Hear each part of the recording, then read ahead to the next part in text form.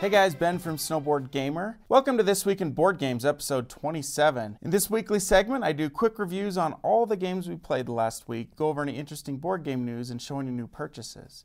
I'm coming to you this week from Breckenridge, Colorado, where I'm out here for SnowBoardGamer 2.0. 1.0 was last year, a year ago, and if you haven't seen that video, go check it out. We had a lot of fun snowboarding by day, playing board games by night. Before we start, though, I'm going to announce the winner of the giveaway I hosted last week. And if you're wondering what giveaway, it's because you didn't watch till the end of my video on Monday, where I did my yearly channel update. I announced at the end of that video for all of my loyal viewers that I'll be giving away a copy of Dice Forge. This is a game we've really been digging lately. I had 14 entries. I'll be choosing a random number between 1 and 14. Let's do it. I'm just going to use Google for this one. A random number between 1 and 14. And I'm going to click generate here. And the winner is entry number 3, Tim Bratt. Tim Bratt says, "This channel is very good. Love how family oriented it is.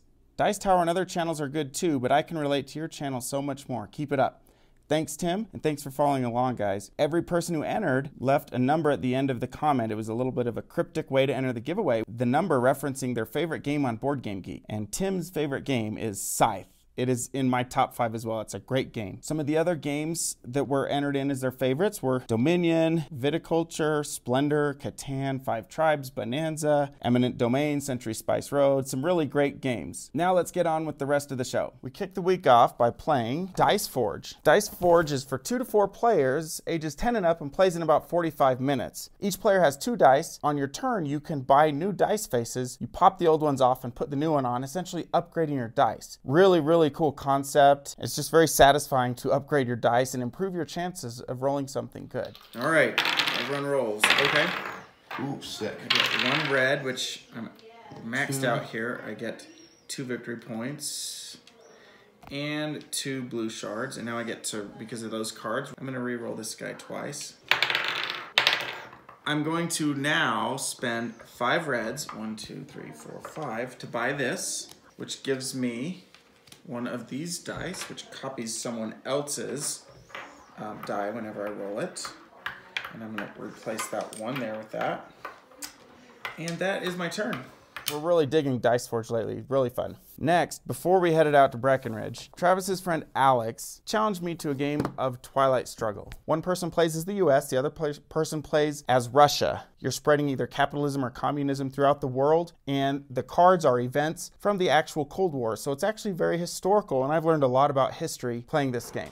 NATO is not in effect because you have failed to have your Marshall Plan in it. And I grew Panama. You're out.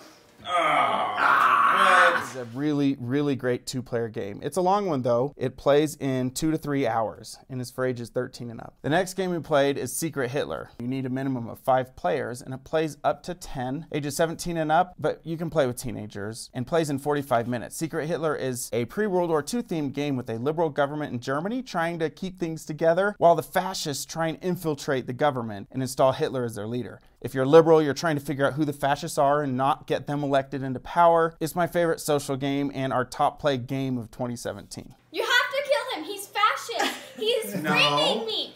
He is fascist. framing me. He is framing me right now. I gave you one of each and you played No, fascist. you gave me 2, and I played a fascist because I had no choice. Nope. And now you're saying that you gave me one of each. That could be true. The next game we played is Clank, a deck building adventure. Clank is 1 to 4 players, ages 12 and up, and plays in 30 to 60 minutes. Clank is the noise you make, which startles a dragon and makes him come after you. I like the theming. It's Dominion with some monster killing and loot getting, and yeah, it's fun. All right, on my turn, I stumble and make a little noise and put some Clank in there. And now I have 2 movement, 1 sword, and 6 to spend. So for my 2 movement, I'm going to go 1 and get this, which is a dragon egg, which means the dragon rage advances 1, but it will be worth 3 points at the end of the game. And for my second movement, I'm going to use my sword, and I'm going to move into here, which gives me Flash of Brilliance. Immediately draw 3 cards, then return the token to the box. So I draw 3 more cards this turn to play also. Oh, wow. 10 to spend. For 4, I'm going to buy this teleport, which is going to teleport me back here and I'll get this item, which is another dragon egg. Wow. So I have 6 left to spend. I'm gonna buy a search here for 4. So for 2, I'll buy this guy, and I'll just take the gold. Let me flip these real quick. Yeah. Does the dragon attack? Not yet. Uh-oh, dragon attacks. 1. For each Clank cube we draw, we put it on the damage tracker. The black ones are the dragons. 2, 3, 4. No way. Unbelievable. 5. there's Oh, me. Jonathan Yep, gets one. I know I was bound to take. Oh yeah. This is the other game outside of Dice Forge that we're really digging lately. I'm really liking Clank. The next game we played is Otama. Sean and I played this up here at SnowBoardGamer 2.0. It is a 2-player game and plays in 15 minutes. It's kind of like a really short game of chess for 2 players where you've got these 5 cards that show the different movement and how the pieces move. You're trying to capture the big one or move it across the board. What do you think, Sean? It looks simple, but it's not. Right. There's a lot to it.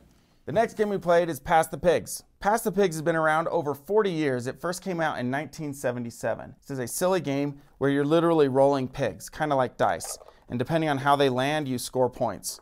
See, that would be 5 points because it's a razorback. He's on his back. First 1 to 100 wins. And you can choose to lock in your points or keep rolling and risking it. But if you roll pigs out, which is 1 pig on the side with no dots and the other pig on the side with a dot, then you lose all your points for that turn. This is 5, 6. Ooh. Ooh, those are 5 each. That would put you at 93. I'm gonna stay. So Jonathan stayed at 108. I'm at 86. So basically, if I can get more than 22 points this roll, then I win. Otherwise, Jonathan wins. Pigs out. Jonathan wins. Good game. Jonathan and I have played this several times at SnowBoardGamer. It's a great wind-down game at the end of the night where if you don't want to use your brain, just kind of roll pigs. The next game we played is Kingdom Builder. This game won the Spiel des Jahres in 2012, which is the German board game of the year. This is for 2 to 4 players, ages 8 and up, and plays in about 45 minutes. In Kingdom Builder, you're placing settlements all around the board on this grid of hexes. In each game, there's 4 different ways that you earn points, and it randomizes how you earn points. Sometimes it's all your settlements in a straight line, different areas of the board. This is one of those games where I'm never like, let's pull out Kingdom Builder. But every time I play it, I finish it, I'm like, oh, that was fun. It's for ages 8 and up. Kids can play it totally. All right, go ahead. So I draw flowers. Oh, so you have to place your 3 on flowers. And I'm going to place them here next to water and to my other adjacent settlements. And are you going to activate your power? I'm going to activate my power. I'm going to move this guy over here. Ah. The next game we played is Viticulture. Sean brought this with. It is by Jamie Stegmaier, the same guy who designed Scythe, which is one of my favorite games. And I was really excited to play this one. Sean is teaching us Viticulture. How do you guys like it so far? I love it, actually. I do too. Everyone's a winemaker, and you've got all these different actions. It's worker placement, and so you put your little dudes on the board everywhere, and you plant grapes, you harvest them, you age them and turn them into wine, and then sell them and make money and earn points that way. It's really fun. It is for 2 to 6 players, ages 13 and up, and plays in 45 to 90 minutes. I'm not sure how I'd play in 45, though. I think it's really closer to a 90-minute game. It took us longer than that, but it was the first time we were learning rules and all that stuff. I really, really enjoyed this game. The next game we played is Cosmic Run. Cosmic Run is for 1 to 4 players, ages 14 and up, and plays in about 30 minutes. It's kind of like Yahtzee, but way better. Definitely way better. You've got all these spaceships trying to discover the planets, but there's these cards you can buy and points and a technology track, so you really never waste a die on your turn unless you're super risky. So I like it because, yes, there's luck involved with rolling dice, but there's lots of ways to mitigate that luck. It's a fun game. Yeah. What do you guys think? Yeah, I like it. It's great. Yeah, still my favorite light game.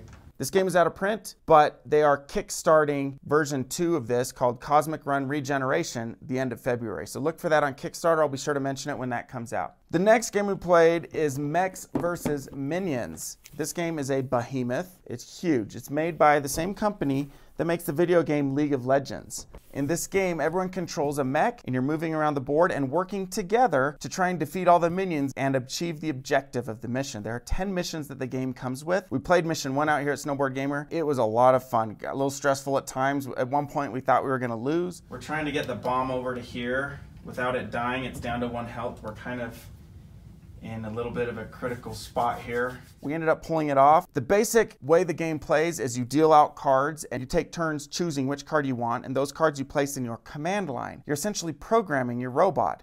Move, turn, shoot, and you're trying to keep the minions off of the board and achieve your objective. This is a great cooperative game. Every time I play it, I really enjoy it. The last game we played is iSchool. This won the Children's Board Game of the Year last year in 2017. iSchool is for 2 to 4 players, ages 6 and up, and plays in 20 minutes. It's actually a dexterity game, which means you have to be good with your fingers. So you're flicking these penguins. The theme of the game is the penguins are out in the school, running around in the hallway, and the hall monitor is trying to bust them. One person is the hall monitor, the rest are the runners, and you're flicking your penguins around, trying to get them through doors in order to earn cards, which give you points, and you can get these really cool curves with the penguins in, and the more you practice, the better you get. You can flick them and they'll bounce over walls, and you can nail other penguins that way.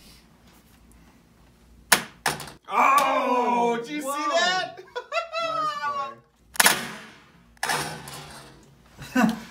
Nailed. Smokes. Busted. Every time I pull this out with adults, they've all enjoyed it. This is not just a kid's game. iSchool. If you don't have it, I highly recommend it. And now for my new purchases this week, I filmed before I went out to SnowBoardGamer. Check it out. I totally spaced last week, but while I was in Vegas, I actually picked up a copy of Azul.